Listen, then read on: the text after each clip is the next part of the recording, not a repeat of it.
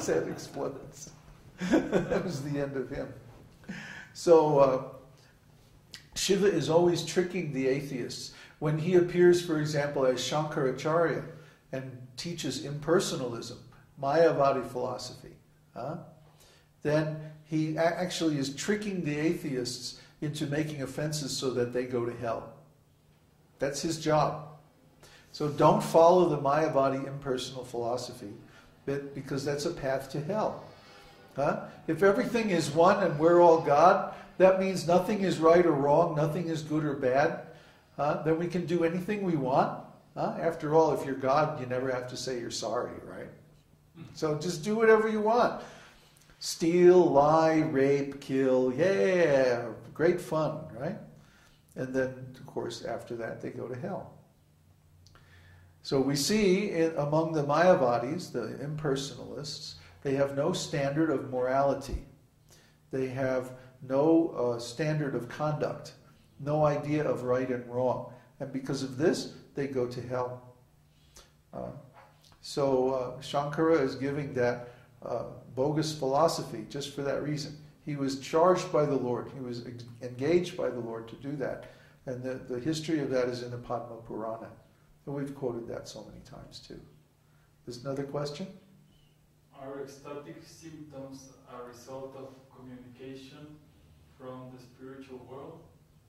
Who is asking? Peter. Peter. Ecstatic symptoms are there because the Lord is in our heart. And when the Lord is pleased, we're pleased. And when the Lord is really pleased, then we get ecstatic symptoms. You know, it's like there's one thing, one level of pleasure is when you get what you want. But an even higher level of pleasure is when somebody loves you, isn't it? So when we follow the external rules and regulations of religion, then it's like Krishna is getting what he wants. He's getting what he asked for. Please do this. Don't eat meat. Don't have illicit sex. Don't take intoxication, like that. So when we follow those external rules and regulations, he's pleased, you know, at least somewhat. But when we really start to appreciate him, and we really start to understand him and love him, then he's really pleased.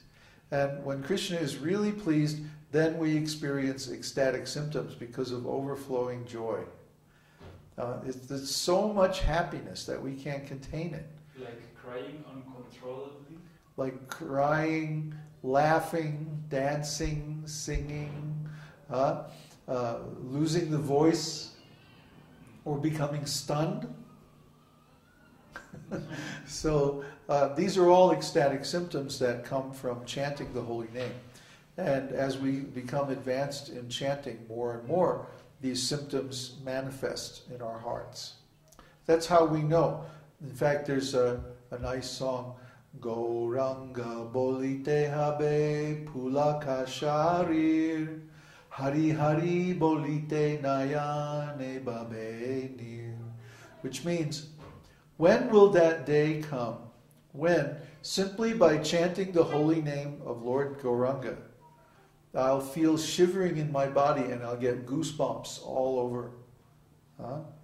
When we feel that, simply by chanting the holy name, we feel so much happiness that our body thrills. And we get goosebumps, and you know, we start breathing hard and sweating, and we just want to run here and there and tell everybody how wonderful this is. That's an ecstatic symptom. Is there another question? He's commenting, this happened to me once. It was uncomfortable. Uncomfortable? Because it made me feel too intimate. I'm not used to it. Well, wait a minute. The Lord is in your heart. The Lord is at the core of your soul. The Lord is already intimate. He's not only intimate, he's with you every moment. He knows everything you're doing, everything you're thinking, the physiological state of your body, the mental state of your mind and intelligence. He knows everything. He's already our most intimate friend. He goes through everything with us, 24 hours a day. So what do you mean intimate? You're afraid of intimate? It's too late. Yeah, I mean, the Lord is already our most intimate friend. Nobody in this material world can know you as intimately as the Lord. So don't worry about it. It's a good thing. Huh? Don't try to hold it back or stop it or anything like that. If it happens, just enjoy it. Another question? Connor is asking, today's fast, we can eat sesame seeds. Anything else? Ekadashi? Well, Ekadashi means basically we try to minimize the demands of the senses as far as possible, and especially the tongue. So on Ekadashi, if we can fast completely, that's the best thing. If we can't do that for whatever reason, then just eat fruits and vegetables. Sesame seeds are good on Ekadashi. Actually, any kind of seeds. Sesame seeds, sunflower seeds, quinoa. There's that that's grown in South America. Amaranth, sometimes it's called quinoa. This can be eaten. Any kind of vegetables, any kind of fruit, any kind of milk products. So actually, there's a lot of things that we can eat on Ekadashi. And yesterday we had a wonderful Ekadashi. It was in Mexico. We celebrated Ekadashi yesterday because of astrological reasons. It is on different days in different locations in the world. So yesterday we were doing Ekadashi. We had papaya and yogurt milkshakes and banana. And like that. So it wasn't really too austere, but it was a nice fast. Anything else? Can I draw Lord Chaitanya like Krishna with muscular features, arms that come down to the knees, etc.? Yes. In fact, Lord Chaitanya looks exactly like Krishna, except he's golden color instead of bluish. Isn't it exactly like Radha? No. In fact, when Lord Adwaita's wife, Sita, saw the newborn Lord Chaitanya, her first thought was, he looks exactly like Krishna. Okay, so Lord Chaitanya, no, his only difference in the form is in the color. So the color of Lord Chaitanya is golden color. Like Srila Prabhupada, remember that one picture that, who was it, Krishna Prapti posted? Or somebody posted this wonderful picture of Prabhupada with this golden color. That's the color of Lord Chaitanya. He looks just like molten gold. Just like Lord Krishna, his color is of a new monsoon cloud full of rain. You know how a cloud looks just before it's going to rain? That kind of dark blue, grayish kind of color. That's Krishna's color. So these pictures are not accurate we normally see? That's right. Most of the pictures we see aren't very accurate because they're using some human model. And Krishna's form is superhuman. Nobody can explain how beautiful his form is. His form is like the ideal form, you know.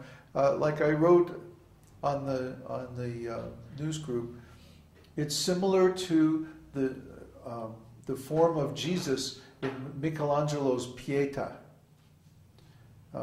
The form of Jesus he uses is just so extremely attractive. It's very similar to Krishna's form. That same type of physiology. So Krishna at 16 is like the epitome of fresh youth. He's so attractive.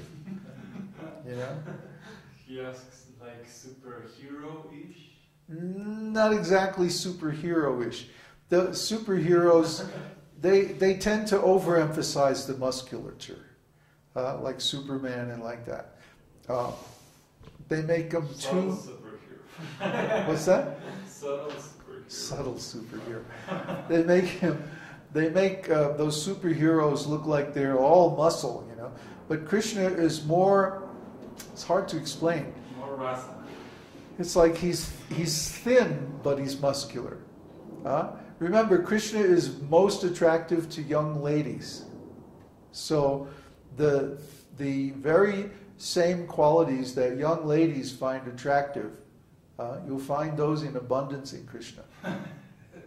Long, black, curly hair, and very beautiful features of the entire body, and very cute. He's always posed in a certain way. It's like a very attractive way of standing.